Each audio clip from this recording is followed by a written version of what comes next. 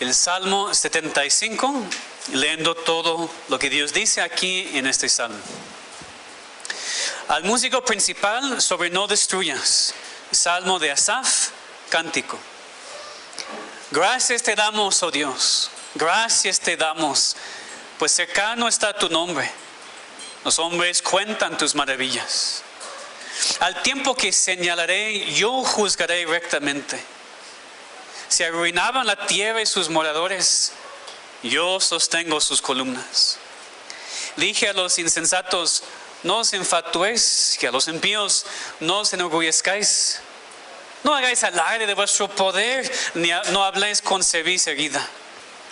Porque ni de oriente, ni de occidente, ni del desierto viene enaltecimiento.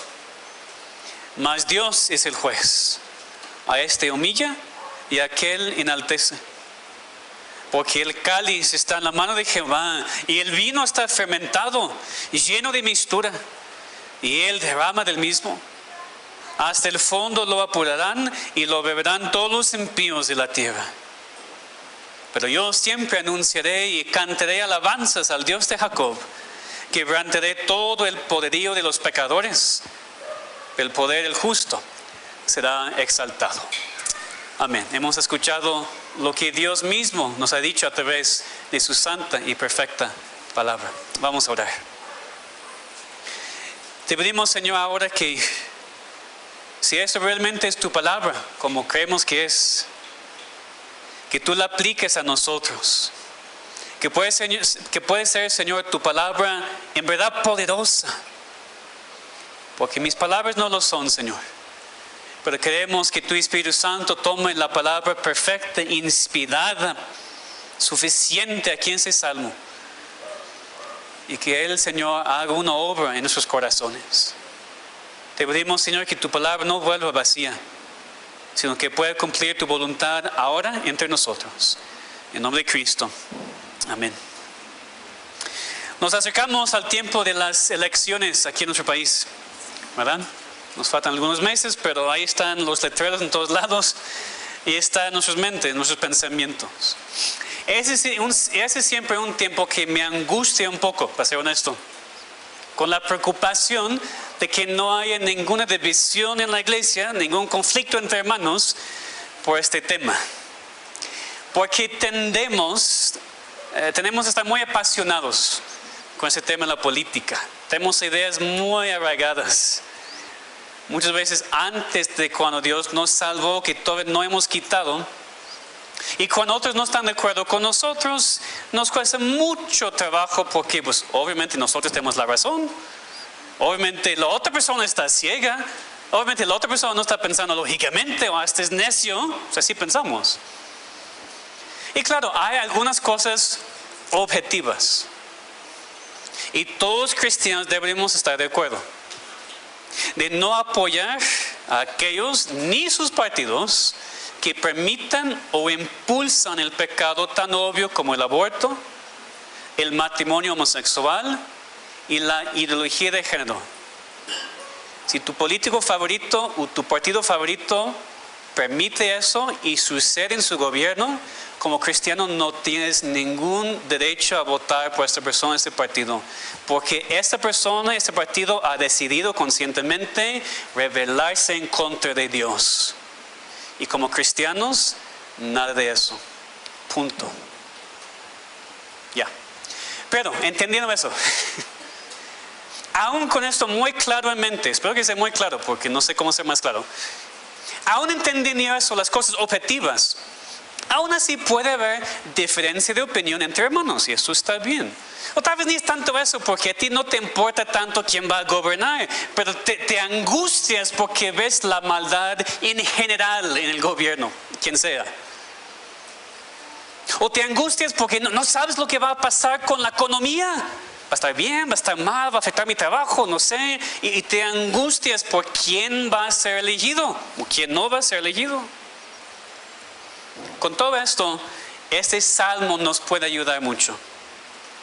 Porque este salmo nos recuerda que es Dios quien decide quién gobierna. Dios decide quién está en autoridad. en este mundo. Dios es creador, Dios es rey, Él gobierna soberanamente, y por eso quien sea que esté gobernando en este mundo, en este país o en cualquier otro, es alguien que Dios ha puesto en ese lugar por una razón. Porque Dios es quien humilla y enaltece a quien quiera en este mundo. El tema de la política no es la única aplicación de este salmo, por supuesto, pero sí tiene que ver, creo que es muy práctico, muy aplicable. Dios es juez, Dios es soberano. Él decide a quien humilla y a quien enaltece. Dios decide quién va a estar en autoridad y quién no, porque la palabra dice aquí el enaltecimiento, la exaltación viene de Jehová. Ahora, cuando no entendemos lo que Dios está haciendo, porque parece que está exaltando a impíos terribles, parece que está humillando a justos, cuando vemos eso y no entendemos, podemos y deberíamos orar. Cuando sufrimos o vemos a otros sufrir de las manos de los malvados, especialmente en autoridad, pues deberíamos acercarnos a Dios en oración y pedir a Dios, preguntar a Dios lo que está pasando. Está bien, no hay ningún problema. Pero confiando en el hecho de que es Él quien humilla y enaltece a quien quiere en este mundo. Sabiendo esto, deberíamos alabarle. Deberíamos alabar a Dios continuamente por su soberanía, en humillar y enaltecer a quien quiera en este mundo. Así vemos la progresión de nuestro salmo y lo vamos a ver así. Primero vemos que deberíamos alabar a Dios. Versículo 1. Gracias te damos, oh Dios, gracias te damos, pues cercano está tu nombre, los hombres cuentan tus maravillas. Aquí la repetición de gracias te damos es para énfasis. Sabemos que no deberíamos orar con vanas repeticiones, ¿verdad? Pero no todas las repeticiones son vanas. Los salmos están llenos de frases repetidas, ideas repetidas, palabras repetidas. Ahora, cuando hacemos eso, cuando oramos sin pensar, como muchas veces hacemos, sí es vano. Cuando repetimos el mismo nombre o el mismo título de Dios después de cada frase de nuestra oración, sin pensar en lo que estamos haciendo, es una vana repetición. Pero cuando pensamos en lo que decimos, la repetición no es mala en sí, es para énfasis. Aquí lo vemos en el salmista. El salmista está intentando a mostrar que es algo importante para él. Gracias te doy, gracias te damos, Dios. Gracias te damos. Estaba muy agradecido a Dios y quería mostrarlo por sus palabras. Ahora, ¿por qué estaba tan agradecido el salmista? Pues nos dice, pues cercano está tu nombre. El nombre de Dios en la Biblia representa sus atributos, su ser. Entonces, cercano está tu nombre significa tú estás cercano, tú estás cerca. Y sabemos que Dios siempre está cercano a todos de una manera porque es omnipresente, no podemos escondernos de Él y Él no puede ser restringido ni por el espacio ni por el tiempo porque Él los creó. Dios está cercano a su pueblo de manera especial, a nuestro lado para ayudarnos, para mostrarnos su amor, para estar con nosotros, protegernos. Y también Dios está cercano porque reina sobre todos. Dios no ha dejado su trono, Dios no ha abdicado, es la palabra, ¿no? No ha dejado su trono para que otra persona lo tome. A veces parece así en el mundo, pero no es así. Dios está cercano todavía. Y Dios gobierna en su providencia. Entonces, ¿qué debemos hacer? Alabar a Dios, que le alabemos porque está cercano a nosotros, su pueblo. Se puede decir de nosotros, así como de Israel hace siglos, como se lee en Deuteronomio 4:7. ¿Qué nación grande hay que tenga dioses tan cercanos a ellos, así como de Israel, así como está Jehová nuestro Dios en todo cuanto le pedimos? Si Dios está cercano a su pueblo, Dios no nos ha abandonado, sino que siempre nos cuida. ¿Y por qué? ¿Por qué tenemos la confianza de que Dios me cuida, que Dios está cerca? Porque a veces parece que Dios está lejos. A veces no sentimos que Dios esté tan cerca, ¿verdad? ¿Cómo sabemos que está cerca? Por Cristo. Porque Cristo nos ha acercado a su Padre. Leemos en Efesios 2:13. Ahora en Cristo Jesús, ustedes que en otro tiempo estaban lejos, han sido hechos cercanos por la sangre de Cristo. Ese es un gran motivo para alabanza. Estamos lejos. Lejos de Dios, lejos de su pueblo, lejos de su familia. Pero por Cristo, Él nos ha acercado a Dios para ser adoptados hijos, para ser de Dios para siempre. Estamos cerca de Dios, Él está cerca de nosotros por Cristo. O te pregunto, ¿tú has sido hecho cercano a Dios por la sangre de Cristo? ¿O andas lejos todavía? No físicamente, aquí estás en la iglesia, pero lejos de Dios. Tú puedes estar físicamente cerca de la iglesia, muy lejos de Dios, porque la iglesia no te salva. Dios te salva por Cristo. Y necesitas su obra, su sangre, para hacer perdonar tus pecados y ser hecho parte de su familia. Cuando ya tienes eso, como cristianos podemos y deberíamos alabar a Dios. Específicamente vemos, en segundo lugar, que deberíamos alabar a Dios por su soberanía. Porque empieza con alabanza, pero ¿para qué? Específicamente dice en el versículo 2, y aquí vemos que Dios está hablando. Al tiempo que señalaré, yo juzgaré rectamente. Se arruinaban la tierra y sus moradores, yo sostengo sus columnas. Empezando en el versículo 2, Dios te empieza a hablar. Versículo 1, el salmista. Versículos 2 a 5, Dios habla. Y lo que Dios dice nos da este fundamento de por qué deberíamos alabar a Dios. O sea que aquí vemos por qué. Primero dice que Dios, al tiempo que Él señalará, en su tiempo, juzgará rectamente o conforme a su justicia. Es un principio que encontramos muchas veces en las Escrituras. Muchas veces hemos pensado eso como cristianos, ¿verdad? El tiempo de Dios no es nuestro tiempo. ¿Cuántas veces hemos hablado de eso? ¿Cuántas veces hemos pensado en eso? Yo tengo mi tiempo, yo quiero que sea hecho así en ese tiempo y Dios no lo está haciendo porque su tiempo es diferente que el nuestro. Pero su tiempo sí es perfecto para cumplir su voluntad. Aquí Dios está enfatizando su soberanía, que en el tiempo correcto, en el tiempo que Él escoge, no nosotros, va a actuar. Y sí va a actuar porque dice que es justo. No va a dejar a los impíos para siempre. No va a permitir que los impíos ganen para siempre. Porque Dios juzga rectamente. Alguien dijo, Dios nunca llega antes del tiempo, pero nunca llega demasiado tarde. Y es cierto, porque a veces pensamos que Dios, ¿dónde estás? ¿Qué estás haciendo? ¿Por qué no estás aquí haciendo eso? Pues Dios no llega conforme a nuestro tiempo. Pero tampoco llega tarde. Y en su tiempo, en el tiempo señalado, Él va a juzgar en su justicia. Sin duda lo va a hacer. En Hechos 17 vemos que Dios dice que tiene un día de juicio señalado. Dios tiene un día establecido cuando va a juzgar. Ahora, nosotros no sabemos cuándo es el día. Y ningún ser humano puede poner fecha. Tal día, tal mes, tal año Cristo va a regresar. Nadie sabe. Si alguien te dice, está equivocado. Nadie sabe el día ni la hora, pero Dios sí. Dios el Padre sabe cuándo es el tiempo perfecto para mandar a su Hijo y a juzgar al mundo. Mientras, sí puede parecer a veces que todo se ha arruinado. Versículo 3. Se arruinaban la tierra de sus moradores. Así parece. El mundo está, a veces parece que el mundo está en pedazos. El caos que vemos en nuestro mundo, todo está mal. Y Dios dice, yo sostengo sus columnas. Simbólico, por supuesto, ¿verdad? Porque nuestro planeta está colgado sobre nada en el espacio. Es una ilustración vívida.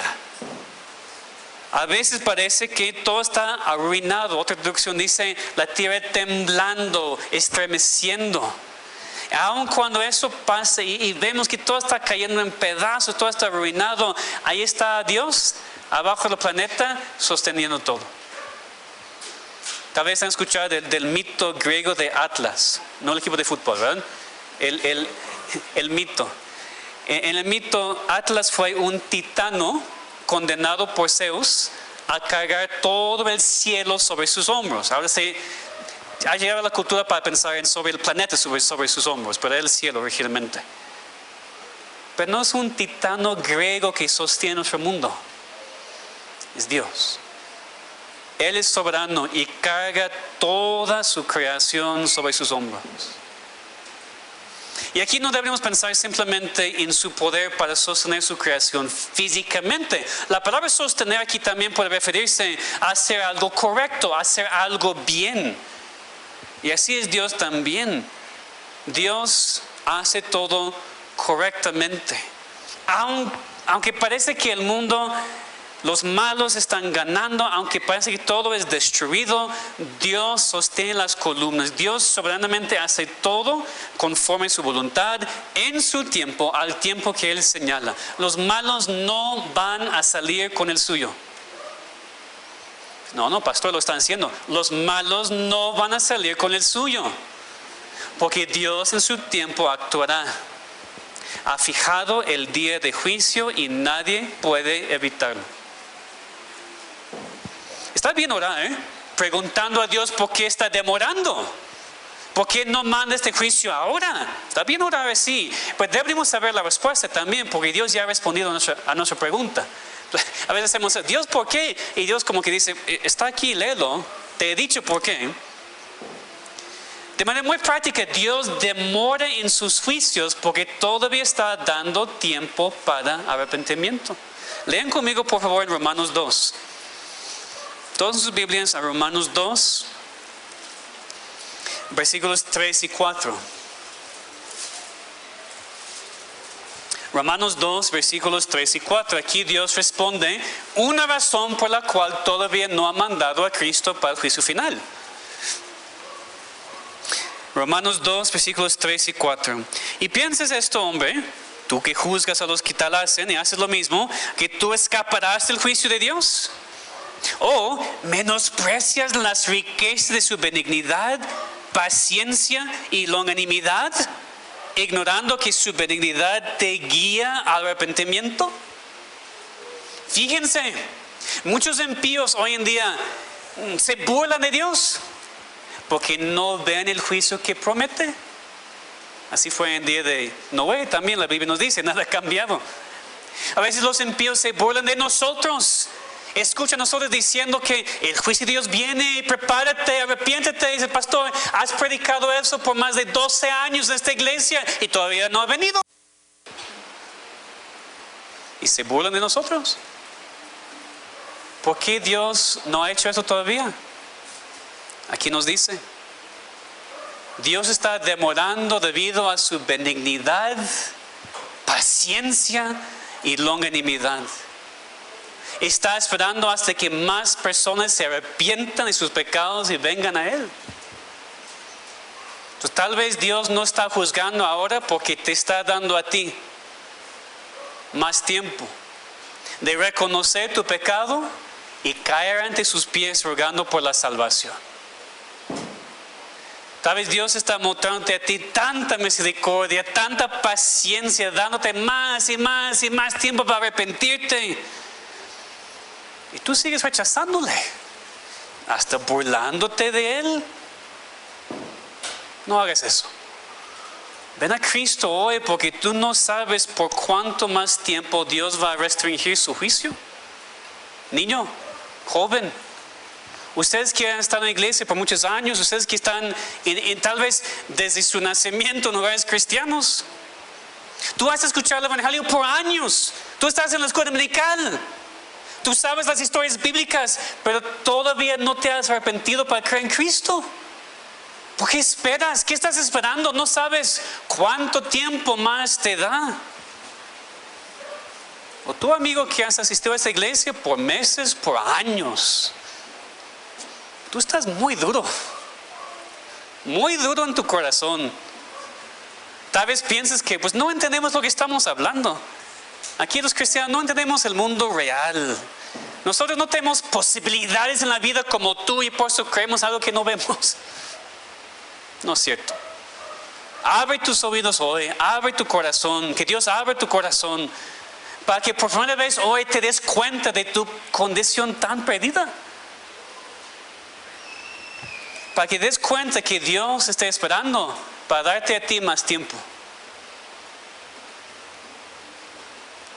Que Dios te quite toda paz falsa. que Dios te dé miedo del futuro. Que Dios te dé miedo de la muerte para que corras a Cristo. Para que tengas confianza en la salvación, la vida en Él.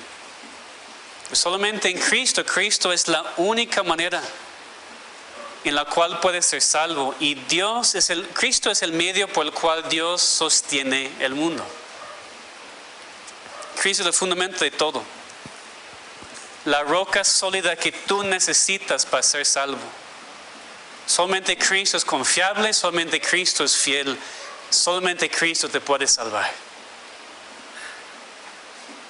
Deberíamos alabar a Dios por su soberanía. Y vemos su soberanía de manera específica en nuestro Salmo, en tercer lugar, en cómo humilla y enaltece a quien quiera en este mundo. Deberíamos alabar a Dios por su soberanía, en humillar y enaltecer a quien quiera en este mundo. Eso vemos en versículo 4, Dios sigue hablando. Dije a los insensatos, no os enfatuéis, y a los impíos, no os enorgullezcáis. No hagáis el alarde de vuestro poder, ni habléis con cerviz erguida, porque no tiene sentido. Si Dios es soberano, si Dios está sosteniendo toda la creación, no es por accidente ni al azar, Dios lo está haciendo. Entonces, insensato para el hombre ser tan orgulloso que rechaza a este Dios. No solamente espiritual, ante todo es espiritual, es lógico también. ¿Cómo seguir rechazando al Dios que sostiene todo, incluyendo tu propia vida? Porque te la puede quitar en un instante. ¿Qué sentido tiene rechazar a ese Dios y continuar en contra de Él? Y menos, como dice Dios a esas personas, no se jacten, no sean orgullosos, qué necedad. No tienes nada de qué jactarte. Dice, ni hablar con cerviz erguida, que habla hablar de manera autosuficiente, con mucho orgullo, de manera insolente. Pura necedad hablar así en contra de Dios. Es pura necedad pensar que tú estás bien en ti mismo, que tú eres autosuficiente. No necesito a nadie, pastor. Así me crearon, pues te crearon mal. Porque no puedes sin Dios y no puedes sin Cristo. Tú no puedes en ti mismo. Niño, joven, adulto, grande, pequeño, no importa quién eres, famoso, no famoso. Necesitas a Dios, necesitas a Cristo. Es necio continuar en tanto orgullo, intentando controlar tu propia vida, cuando tú ni controles si vas a respirar en ese segundo. Pero apenas hiciste, tú no controlaste eso. Y este también. Y este respiro. Cada respiro Dios te está dando ahora. Ni puedes seguir viviendo con tu propia fuerza. Como Dios dijo aquí, no sean orgullosos. No se jacten de su poder porque no tienen nada sin Dios. Y que los cristianos, que nosotros también aprendamos esta lección. Primero es para los impíos, por supuesto, que dejen su orgullo de pensar que controlan a todo. Pero nosotros también como cristianos a veces olvidamos eso. A veces nosotros también caemos en los mismos hábitos del mundo y buscamos avanzar así como el mundo lo hace. Nos enfocamos demasiado en estudio, trabajo, buscando avanzar como el mundo. O queremos eso para nuestros hijos. Queremos que sean como los demás, que avancen, que estudien mucho, que tengan buen trabajo para que puedan tener esa posición, para que puedan trabajar bien, para que tengan dinero, para que se jubilen. Y no controlamos eso. Y cuando intentamos tomarlo en nuestras propias manos para nosotros o para nuestros hijos, muchas veces caemos en los mismos hábitos pecaminosos que el mundo tiene. Y eso está mal. Solamente Dios puede exaltar a una persona. Entonces, cristiano, busca vivir por Dios, no por ti mismo, ni por tu familia, ni por nadie más. Vive por Dios. Ve a Él por lo que necesitas.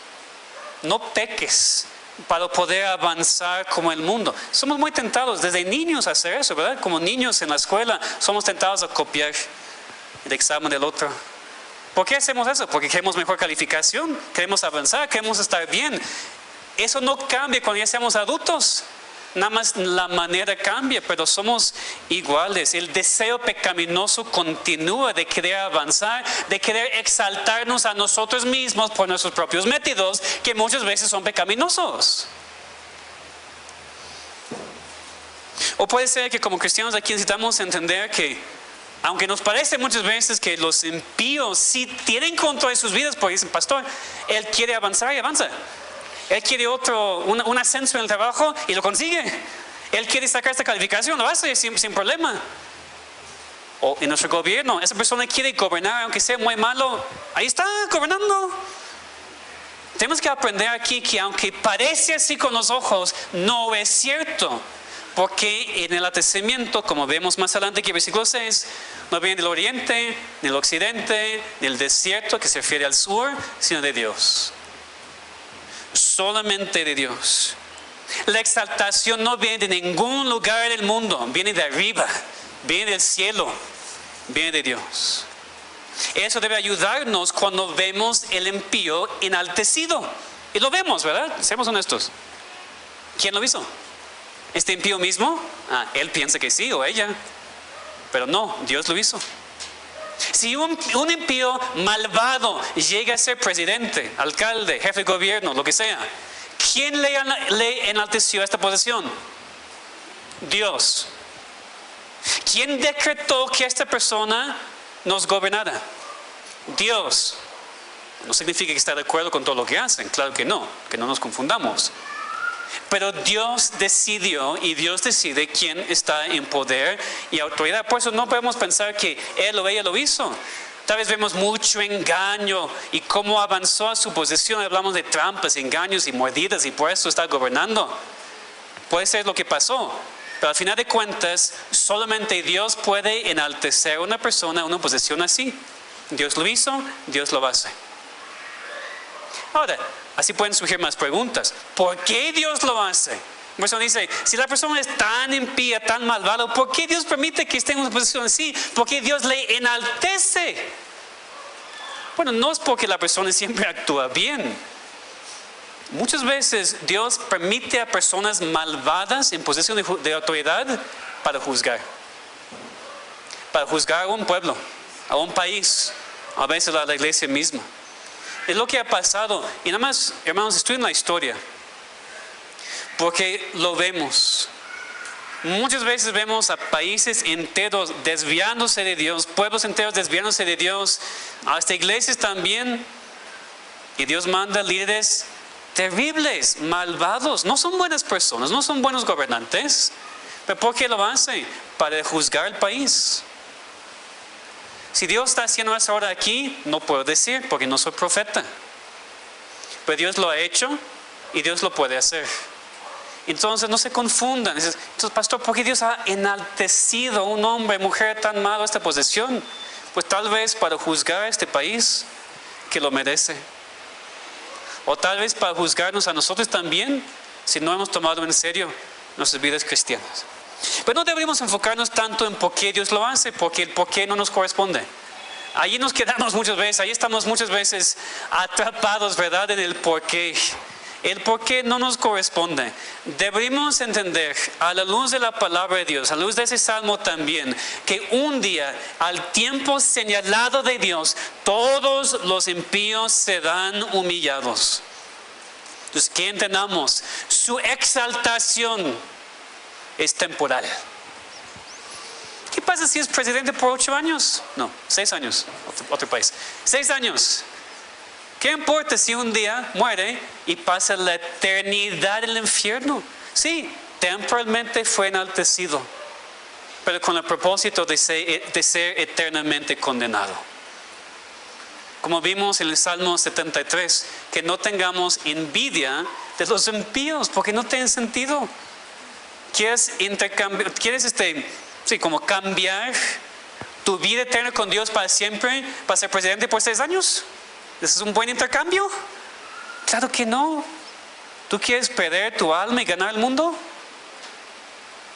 Nunca vas a ser presidente. Ok, está bien. En tu trabajo, ¿quieres ser más conocido? ¿Tú quieres ser famoso en lo que haces? ¿Tú quieres que todos en tu alrededor reconozcan quién eres cuando andas allí en tu pueblo? ¿Quieres ascender mucho en el trabajo para que todos vean que es un buen trabajador y mira a esta persona tan inteligente? Y a veces nos enfocamos en esto tanto que dejamos a un lado lo más importante, que es lo espiritual. Cristiano, no sea como el mundo. Que no seamos como el mundo. No tiene sentido enfocarnos en tantas cosas temporales que perdamos lo eterno. El salmista habla directamente del juicio de Dios en versículo 8.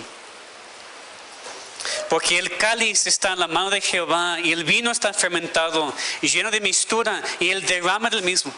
Hasta el fondo lo apurarán y lo beberán todos los impíos de la tierra. Aquí obviamente está hablando otra vez en términos simbólicos.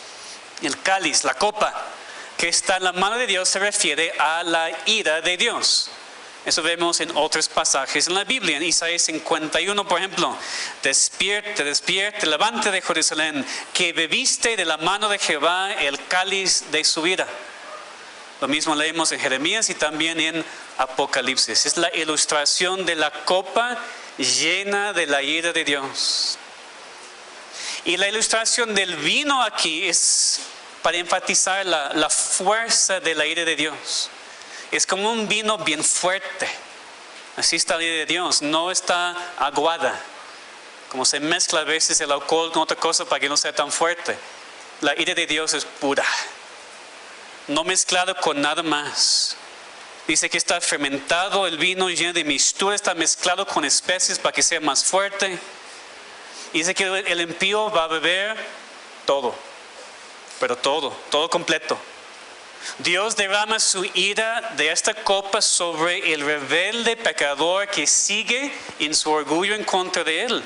Dice, hasta el fondo lo apurarán. O dice otra traducción, ciertamente lo sorberán hasta el fondo. Van a beber todo hasta el sedimento que queda al fondo de la copa. Todos los impíos van a beber así de la ira de Dios. De toda su ira. Y los va a destruir. Su ira va a ser derramada sobre los impíos para siempre y para su destrucción. ¿Por qué? Porque la ira de Dios es santa y perfecta. Fíjense que Dios no está airado porque alguien le molestó un día. Así somos nosotros, pero Dios no. Dios está airado en contra del pecado porque es perfectamente santo. Y cualquier pecado, sí, hay unos pecados que excusamos y pensamos que no son tan grandes. Es ofensa a Dios, es blasfemia de su nombre y todo pecado merece su ira. Y así todo pecador que no tiene su pecado cubierto por la sangre de Cristo va a ser castigado para siempre por Dios. Porque uno no puede decir, bueno, Dios tal vez odia el pecado y va a castigarlo, pero me ama a mí y no me va a destruirme a mí. No. Porque no es simplemente que Dios odia el pecado y castiga el pecado, sino al pecador también. Entonces no podemos separar las cosas. De hecho, en nuestro pasaje nos dice, el pecado va a beber de la ira de Dios. El pecador va a beber de la ira de Dios por su pecado. Porque lo merece. Lo merece. No importa quién eres. Una persona importante en tu trabajo, una persona famosa en tu ciudad, una persona con autoridad en el gobierno, no importa. Todo impío sin excepción va a beber hasta el fondo la copa de la ira de Dios, de la cual no hay escape. Porque no es una ira temporal. Y en donde tú sufres un todo, después está bien. Dices, bueno, está bien, pastor, porque yo voy a sufrir un poquito en el purgatorio, después voy al cielo con Dios, ¿verdad? Pura mentira. El purgatorio no existe, la Biblia no habla de este falso lugar. Ahora una persona piensa, tal vez, bueno, Dios me castiga un ratito, pues después que yo cumplo con esto, ya voy a estar bien, ¿verdad? Es ira eterna y es castigo eterno porque Dios es eterno. Porque tu pecado ha ofendido a un Dios eterno y por eso su vida es para siempre. Y vas a estar en donde Cristo dijo, el gusano de ellos no muere y el fuego nunca se apaga. Ningún ser humano, por tan enaltecido que sea, puede escapar la ira de Dios. Faraón no podía, ni Nabucodonosor, ni Herodes, ni ningún otro ser humano a través de la historia. Todos ellos se enorgullecieron. ¿Se acuerdan la historia, verdad? Todos hablan con soberbia. Faraón dijo, ¿quién es Jehová para que oiga su voz de Israel? Bueno, Faraón descubrió quién era Jehová cuando él destruyó su país, mató a su hijo mayor, y después le quitó la vida de él y su ejército en el mar. Nabucodonosor dijo, ¿no es esta la gran Babilonia que yo edifiqué para casa Israel con la fuerza de mi poder? En un instante Dios lo quitó de él y le convirtió a él como animal. Hasta que Dios le restauró y él dijo, Dios puede humillar a los que andan en soberbia. Herodes escuchó a la multitud diciendo, voz de Dios y no de hombre. Al momento un ángel del Señor le hirió por cuanto no dio la gloria a Dios y expiró comido de gusanos. Para ilustrar que los grandes de la tierra no son nada para Dios. Leemos en el Salmo 2, el que mora en los cielos se reirá, el Señor se burlará de ellos. Dios juzgará a los vivos y a los muertos. Un día vendrá Cristo, aquel varón que designó Dios, y no habrá en ese momento ninguna segunda oportunidad. Escuchen bien, no habrá segunda oportunidad. A veces como seres humanos pensamos, bueno, pues está bien, pastor, pero mañana. Ahora no estoy muy bien, mañana. Bueno, 8 días platicamos. Así, pastor, pero pues déjeme avanzar un poquito más en mi trabajo, después busco a Dios. Déjeme estar mejor en lo que estoy haciendo, después te prometo, aquí voy a estar tiempo completo, no hay problema. La Biblia dice, hoy es el día de salvación. Porque tú no sabes si tienes mañana. Y francamente no importa si tengas 12 años, 8 años, 20 años, 60 años. Tú puedes morir en el siguiente segundo. ¿Y tú estás esperando? Cuando mueras o cuando Cristo venga otra vez, no habrá segunda oportunidad para ti. Hoy es el día de la salvación.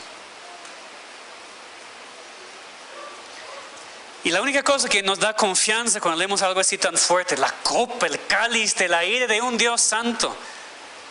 La única cosa que nos da confianza cuando leemos de esto es saber que para los hijos de Dios, Cristo ya bebió esta copa hasta el fondo. No tenemos nada que temer como cristianos, porque no hay más ira para nosotros, porque en la cruz nuestro Salvador sufrió toda. Y si Cristo sufrió toda la copa, Cristo no probó la copa, Cristo tomó toda. Dios derramó toda su ira, la ira que todos tus pecados merecen sobre su Hijo. Debemos alabar a Dios por su soberanía y mandar a Cristo para beber esta copa por nosotros y rescatarnos del castigo que merecemos. Dios humilla, Dios enaltece a quien quiera. Y por eso le alabamos. Y finalmente debemos alabar a Dios continuamente por su soberanía en humillar y enaltecer a quien quiera en este mundo. Al final del Salmo vemos esto. Versículo 9, pero yo siempre anunciaré y cantaré alabanzas al Dios de Jacob. Quebrantaré todo el poder de los pecadores, pero el poder del justo será exaltado. Aquí vemos que el salmista empezó el salmo alabando a Dios. Y aquí al final está hablando, alabando a Dios otra vez. Diciendo que siempre voy a anunciar y alabar a Dios por quien es y por lo que ha hecho. Dios va a quebrantar a los pecadores, pero exaltará al justo. Como hemos visto en todo ese salmo, eso no va a suceder cuando nosotros queremos que suceda. Pero a su tiempo, al tiempo señalado, Dios juzgará en su justicia. La maldad de los impíos no es para siempre, aunque parece así. Aunque parece a veces aquí sin la posibilidad de cambios, las cosas nada más van a empeorar. Pero podemos alabar a Dios continuamente, para siempre, porque un día sí quebrantará todo el poder de los impíos y exaltará a todos sus hijos. Si ellos no pueden ganar, hermanos. De hecho, ya perdieron. En la cruz ya perdieron, porque en la cruz Cristo ganó sobre Satanás, el pecado y la muerte. O sea, aunque no saben, ya han perdido. Nosotros ya hemos ganado. No parece, ahora el mundo parece que estamos perdiendo, pero no, somos más que vencedores por medio de aquel que nos amó. Es para descansar y no confiar en lo que vemos o no vemos, pero confiar en Dios, quien sostiene las columnas de la tierra. Pero esa verdad no es solamente para que podamos descansar, sino también si nosotros como cristianos sabemos que este juicio viene, que Cristo viene, tenemos que avisar a otros y con urgencia. Hermanos, es completamente incorrecto estar aquí y recibir este pasaje, confianza para nosotros, sabiendo que los malos serán juzgados un día, vamos a estar bien, y después no salir para avisar a los malos que van a ser juzgados. Muestra un corazón muy duro, la verdad, cuando no sentimos nada por los incrédulos. Cuando tenemos familiares, amigos, o supuestamente son amigos, ¿verdad? Y no decimos nada. Y pasamos tanto tiempo cada día enfocados en nosotros mismos, lo que queremos, lo que no tenemos. Y olvidamos que tenemos a personas en nuestro alrededor constantemente, que conocemos o no conocemos, que están en camino al infierno. Y cuando leemos ese salmo y lo estudiamos y lo oramos y lo cantamos, deberíamos no solamente recibir descanso por nuestras almas, sino también angustia por los incrédulos. Porque Dios va a humillarlos hasta la muerte eterna. Y tenemos que avisar. Papás, háganlo en sus propias casas con sus chiquitos. Porque empieza allí. No solamente piensen en los que están en la calle. Nuestros hijos desde nacimiento no son cristianos. No sabemos cómo Dios los salve, pero desde bebés que prediquemos el evangelio a ellos, que seamos un testimonio del evangelio, y ya crecen y vemos tal vez que siguen a Dios o tal vez no. Primero con los hijos, primero en la familia, primero en la casa. ¿Por qué Dios te permite vivir en donde vives y con quién vives? ¿Alguna vez lo has pensado? ¿Por qué Dios permite en dónde trabajas? Para que seas luz, para que este testimonio a los que rechazan a Dios y están en camino a la perdición. Hermanos, que algo cambie en nosotros. Para la evangelización personal y también para la evangelización como iglesia. ¿Ustedes saben que Contreras está perdida? ¿O piensan que Contreras es una alcaldía cristiana? O en cualquier otra parte de la ciudad, pero aquí estamos en Contreras. ¿Dónde estamos entonces los días con el tiempo para salir y predicar el evangelio aquí? ¿Tú crees que tus vecinos y los vecinos aquí van a escuchar de Dios si no lo hacemos? Sabemos que sí, pero que Dios nos use a nosotros o en donde vivas, porque no todos viven aquí tampoco, pero ya sea por el aeropuerto, en Ecatepec, en Iztapalapa, en cualquier parte de la ciudad, que estemos evangelizando y compartiendo el evangelio con familiares, con seres queridos y con todos. Porque Dios va a juzgar. Entonces deberíamos alabar a Dios continuamente por su soberanía, en humillar y enaltecer a quien quiera en este mundo. Primero piensa en tu propia vida.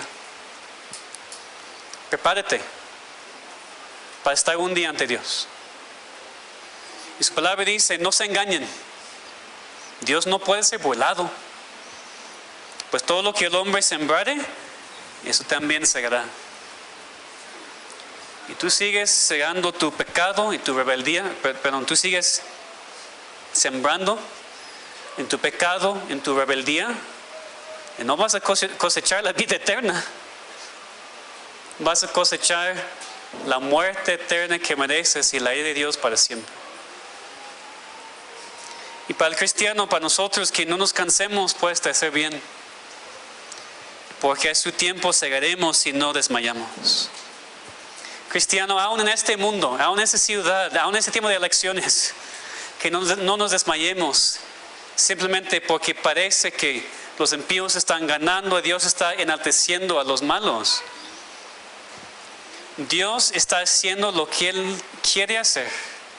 A su tiempo juzgará. Mientras Él está sosteniendo las columnas del mundo, de esa ciudad, de tu vida también. Dios soberanamente está haciendo esto, humillando a quien quiere, también enalteciendo a quien quiera. Por eso deberíamos alabarle continuamente, por su soberanía en humillar y enaltecer a quien quiera. Vamos a orar. Padre, te pedimos que este mensaje, Señor, esta parte de tu palabra, tenga ahora impacto en nuestras vidas. Oh Señor, nosotros hemos sentido mucha resistencia. Tanto calor hay, Señor. Está tan complicado poner atención. Sabemos, Señor, lo que es la tentación, la resistencia. Pero te rogamos, Señor, que no hayamos perdido el tema del mensaje. Que no hemos perdido, Señor, lo que necesitamos escuchar por falta de preparación de venir aquí a tu casa o simplemente por la debilidad de la carne que no controlamos. Señor, toma tu palabra y aplícala. Cada semana oramos eso, Señor. Y parece que a veces no lo haces porque terminamos el culto y empezamos a platicar de cualquier cosa. No hay tristeza, no hay convicción, no hay un peso por lo que hemos escuchado, no hay carga para los incrédulos. No vamos directamente a la visita para decir, ¿cómo estás con Dios? No vamos a los que sabemos que están en sus pecados todavía diciendo, ¿qué pensaste del mensaje? Tengo una carga para ti porque vas al infierno, arrepiéntete. Señor, ¿qué pasa con nosotros? ¿Por qué es tan fácil que la palabra entre al oído y no hace nada? ¿No eres más poderoso, Señor? ¿No eres más poderoso para aplicar tu palabra? ¿No es tu voluntad, Señor, tomar tu palabra predicada y hacerla viva en nosotros? Si no la es, Señor, pues ayúdanos a callarnos y no predicar más. Pues, Señor, si es tu voluntad aplicar tu palabra y cambiarnos, Señor, hazlo. Hazlo, Señor, porque lo has prometido. Hazlo, Señor, porque tú has dicho que tu palabra es viva, eficaz. Pues, Señor, parece que no lo es. Porque la gente escucha y no hay cambios. No hay salvación, Señor. Parece que los incrédulos vienen aquí contentos y salen contentos y, Señor, no entendemos por qué. No queremos, Señor, que nos expliques el por qué. Queremos que tú cumplas tu voluntad. Como ya vimos ese salmo, en el tiempo señalado, Señor, claro.